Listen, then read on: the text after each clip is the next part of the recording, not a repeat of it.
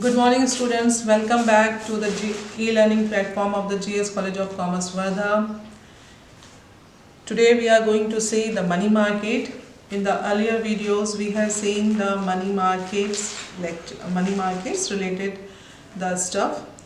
In the basically we have seen the definition of the money market. Similarly, the characteristics of money market, intermediaries of money market, as well as the instrument of money market. Now today's lecture deals with the importance of money market. This is an important section from the examination point of view, because see, in the third unit there are only two chapters. One is the money market and the other one is the monetary policy and the fiscal policy. So only there are the two chapters and the marks weightage is of 20. So the questions will come from this chapter, money market, and the other one, that is the monetary and fiscal policy. So since there is a limitation of only the two chapters, so each chapter, that is money market as well as the monetary and fiscal policy, on both these two chapters the marks weightage are somewhat equal. That is, the question may become 8 marks. Two questions will come from this particular chapter, that is the money market, and the 16 marks consolidated question will come from the monetary and fiscal policy. So each and every part of this particular chapter is very important from examination point of view.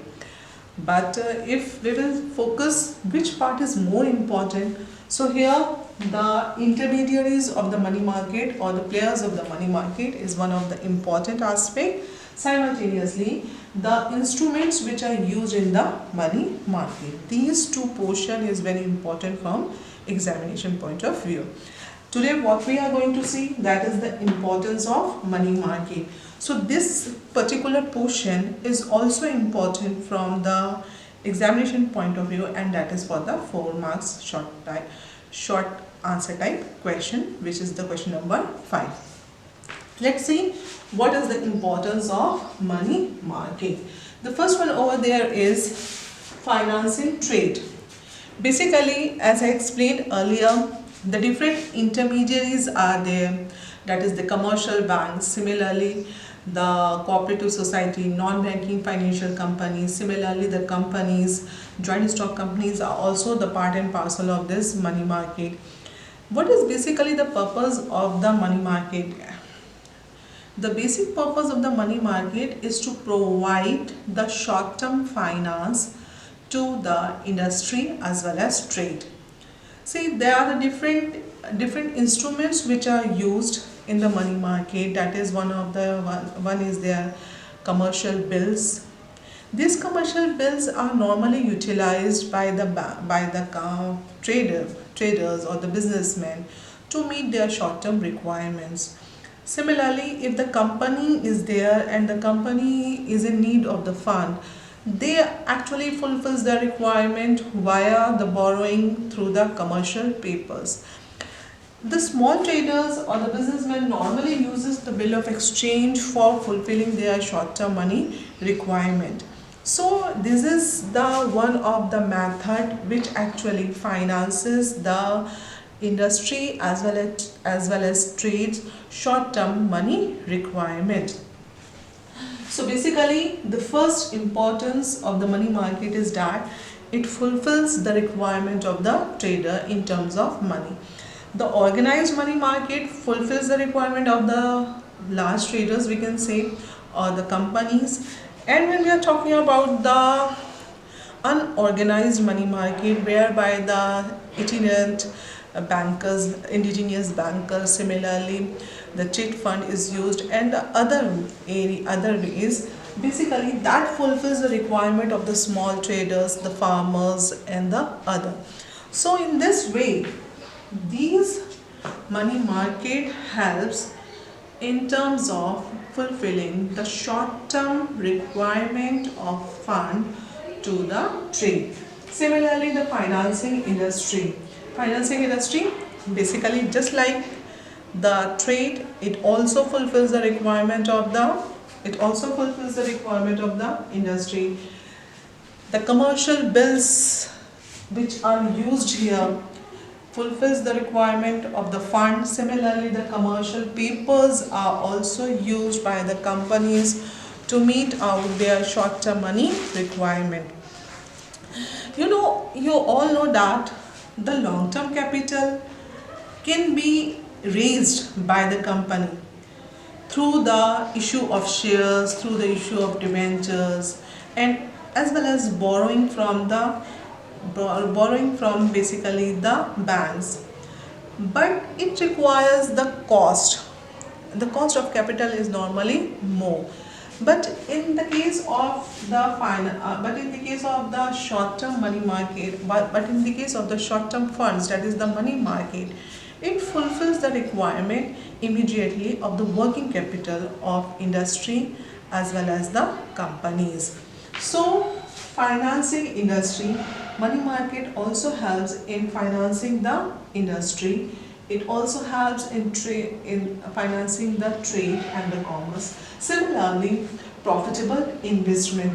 See, the commercial banks is one of the important intermediary or the player of the money market. The commercial banks, the larger the commercial bank basically, have sufficient funds, and these surplus funds can be can be lent to other and can get the interest rates. So for the commercial banks, basically the money market is a profitable venue for the investment. The one bank or the other institution which are in the short term money, which are in the deficit of the funds, can easily borrow it from the commercial banks or interbanks money transfer or interbank, the call money or money at short notice. Basically, it somewhat fulfills the requirement of the commercial banks in terms of investment. So this is one of the profitable investment avenue for the commercial banks. Similarly, the self-sufficiency of the commercial banks. Commercial banks can borrow the fund from the central bank. But when they approach to the central bank for borrowing the fund or for getting the fund, basically the rate of interest is more. But but when the money market is there and the instruments of the money market like the call money or money at short notice, basically this fulfills the requirement of the commercial banks. Interbank money lending and borrowing can be possible. So somewhat and somewhere, the commercial banks every time does not go to the central bank for meeting their short-term money requirement.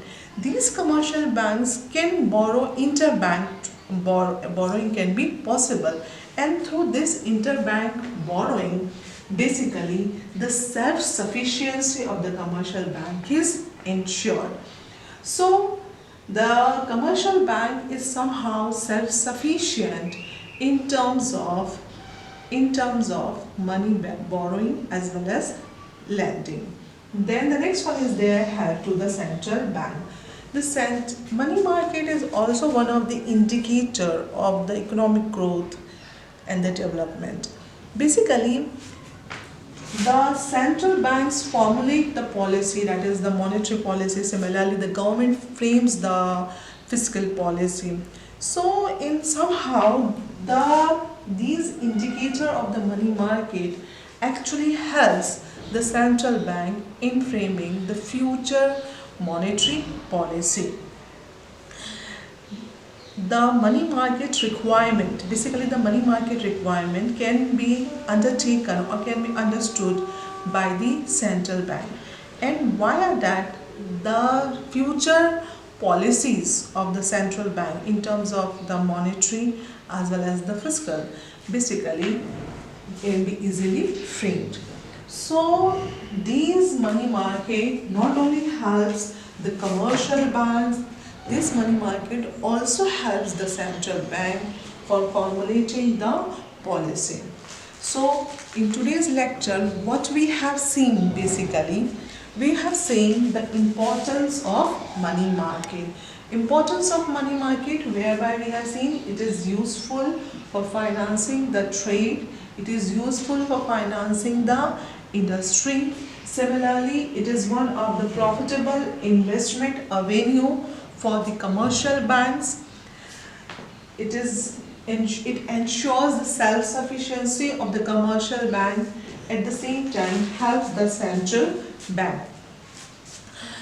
As far as the limitation is concerned, basically the developed money market needs the more and more instrument. If the number of instruments which are traded in the money market are larger, basically it ensures the development or pace of development in the money market. But as far as India is concerned, here we find that basically the instrument which are used here are limited as compared to the other advanced countries, that is the Western countries. So here the certain way, in certain extent, basically the instruments are limited. Similarly, one of the lacuna in the Indian money market is what? It is actually the unorganized sector. This unorganized sector is not under the clutch of the government and the central bank. So these unorganized money market, though it fulfills the requirement of the small traders, but these unorganized money market somewhat exploit these small traders as well as artisans and the businessmen by charging the exorbitant interest rate. The interest rates, as I told earlier, the interest rates fluctuate from the 36% to 48%, which is quite large, which is quite more. So the unorganized money market, the exploitation happens. Similarly, there are the other problems. The fluctuations in the interest rates is also one of the lacuna of the money market. But in terms of that, the RBI is taking the measures, and as far as the more stability is ensured by the RBI in terms of the interest rates. So fluctuation is somewhat restricted in here in the money market. So in this particular chapter, what we have seen in case of the long-term capital and the short-term capital. Long-term capital is basically long-term capital is actually borrowed by the companies as well as the other institutions via issuing the equities as well as the debt. This short-term capital requirement, that is the working capital requirement of the company, is actually fulfilled by the money market. Money market is one of the important market in the country. It is one of the indicator of the economic growth and development.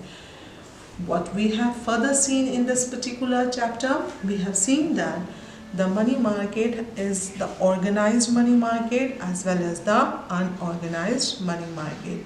Here you will see the central bank, the commercial banks, non-banking financial companies, cooperatives, similarly the more established companies, joint stock companies, and the discount house of India.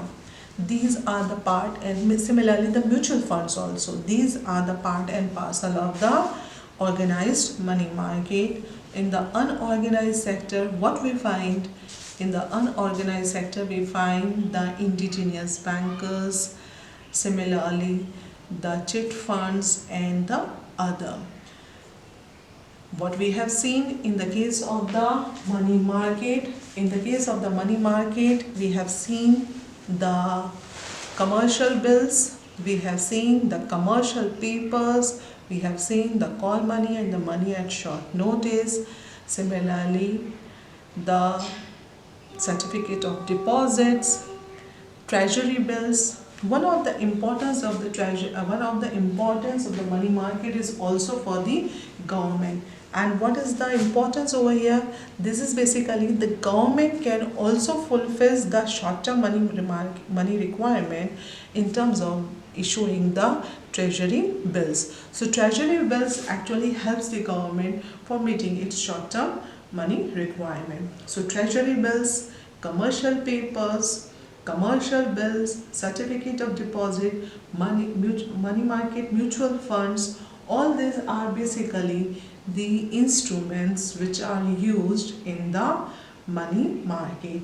Similarly, what we have seen today, we have seen the importance of money market, financing trade, industry. Similarly, it is one of the profitable investment avenue for the commercial bank, and the self-sufficiency of the commercial bank helps to the central bank, helps to the government also. So today, this chapter of the money market is completed. In the next video, we are going to see the monetary policy and the fiscal policy. Thank you.